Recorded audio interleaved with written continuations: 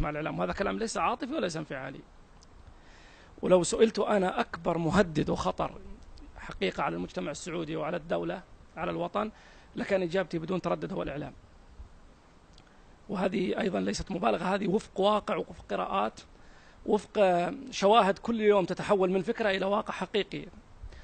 أتذكر من قضايا الإعلام في المملكة أنه يجمع بين، وهذا أنا ما أقول أنه أعود مرة أخرى، إن شاء الله أن يكون موضوعي وعقلاني، لكن الإعلام في السعودية يجمع بين الكيد والمكر وغياب المهنية، ويجمع بين النفعية المحضة الصرفة، النفعية الرخيصة، وهذا حقيقي.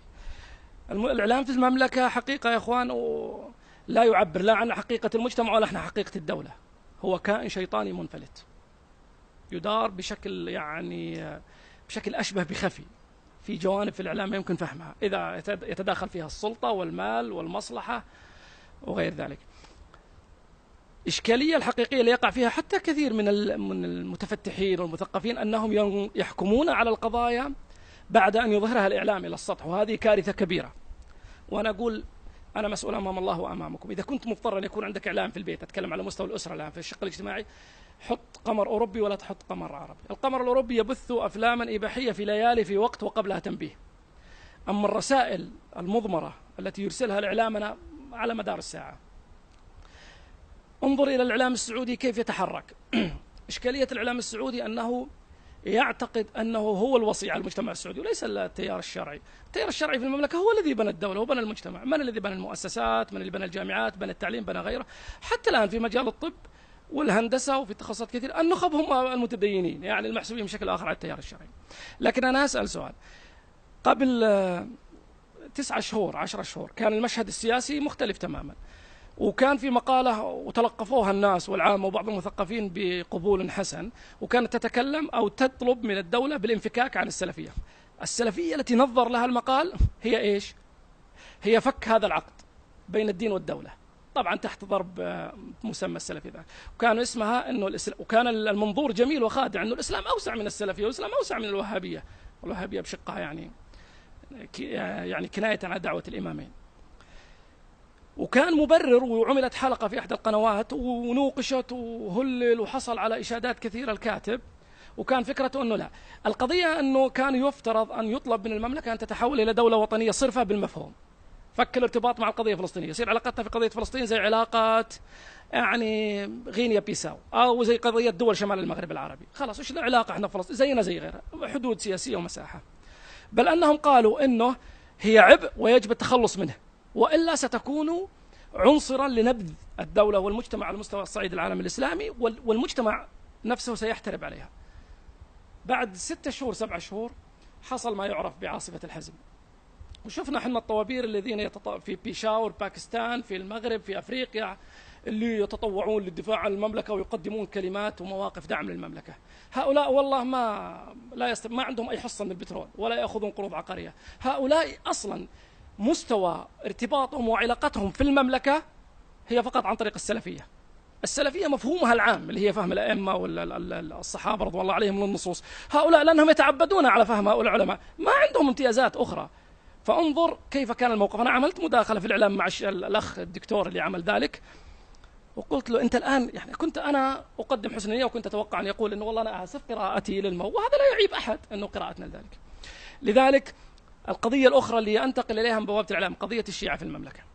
أنا قضيت وقت بحكم أني يمكن أنتمي إلى إحدى المؤسسات الثقافية كمستشار وباحث فيها، يعرف الأخ محمد، والتقيتهم سرا وعلانية، كل الأسماء اللي قالها فضيلة الشيخ وغيره، والله إني ما أندم على شيء في حياتي قضيته إلا أني قضيته مع هؤلاء في نقاشات، والله الذي لا إله إلا هو أن يقول ما يرضي ضميري قبل أن أقول ما يلتقطه العامة.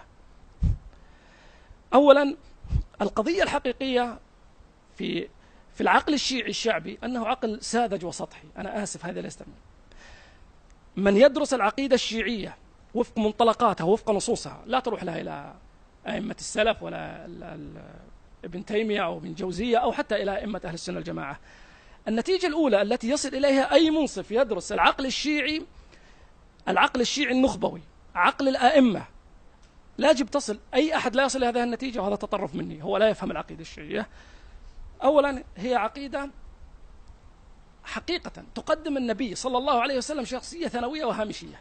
النبي صلى الله عليه وسلم لا من حيث الأثر ولا من حيث تحريك الذهن الشيعي، الفكر الشيعي، العقل الشيعي، النبي صلى الله عليه وآله وصحبه وسلم، صلى الله وسلم على سيدي وسيد أبائي الأولين، هو شخصية ثانوية في العقيدة الشيعية، وأي أحد أنا أستطيع أن أناظره من ذلك، وتحدثت مع كثير منهم.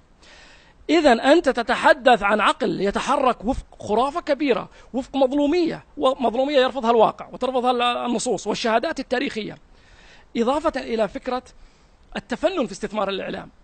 الأقلية كل أقلية، أنا كنت في أمريكا وغيري كان في بلدان العالم، أنت كأقلية أنت ملزم بقانون، القانون يصوغه الأغلبية. كونك أنت الآن حتى حركة الإدانات التي حدثت على القديح ولا مسجد العنود جريمة وبشعة ونبرأ إلى الله منها، وذلك صحيح، لكن حقيقة الغرق في أن تعطي الطرف الآخر فرصة للاستمتاع واستثمار الذي يحدث أكبر. النتيجة الأولى أصلا لتفجير القديح هو مطالبات بالحشد الشعبي، يعني دولة داخل دولة مثلا، هذا جنون، هذا جنون. الأهم من ذلك، وأنا أريد أن أذهب إلى النقطة الأخيرة حتى لا أطيل، يوجد لدينا نخبة تتشكل مواقفها وقناعاتها ومبادئها بناء على رؤى قصيرة ولا حقيقة. ولذلك كل الذين يطالبون الآن بإعادة قراءة التراث أو التفسير الجديد أو حتى نقد التراث، خذ عندك بدون تسميات، يعني الأمانة العلمية أنه ما تسمي أحد لأنه ليس موجودا، حسن فرحان المالكي وغيرهم، هؤلاء ليسوا نقاد للتراث، هذول ناقمين على التراث. احنا نفهم التراث أنه النصين، النص الإلهي ونص النبي صلى الله عليه وسلم. أما بالنسبة لاجتهادات الصحابة رضوان الله عليهم، فالصحابة نفسهم اجتهدوا على بعضهم، وهذه لا مشكلة فيها. الجانب الآخر قضية المرأة، القنبلة الموقوتة في المجتمع السعودي. طيب الآن احنا لو سألت كثير من المثقفين في السعودية، اترك الذين تربوا في الصحوة مثلي أو غيري، اسألهم وش هي أولويات المرأة في المملكة؟ أولويات المرأة أن تقدم رسالتها الحقيقية. السلفية هي المشروع الذي تقوم عليه الدولة. الدولة تحتاج السلفية أكثر لا تحتاجها السلفية، تحتاج العكس، هذا حقيقي يا أخوان. المرأة تحتاج حقوق، تحتاج دخل، تحتاج إعانة، تحتاج أن تعطى. أنت كيف تحرمها من حقها في أن تذهب إلى الجنة؟ أكبر باب للمرأة في الجنة هي عن طريق أسرتها وتربية الأولاد.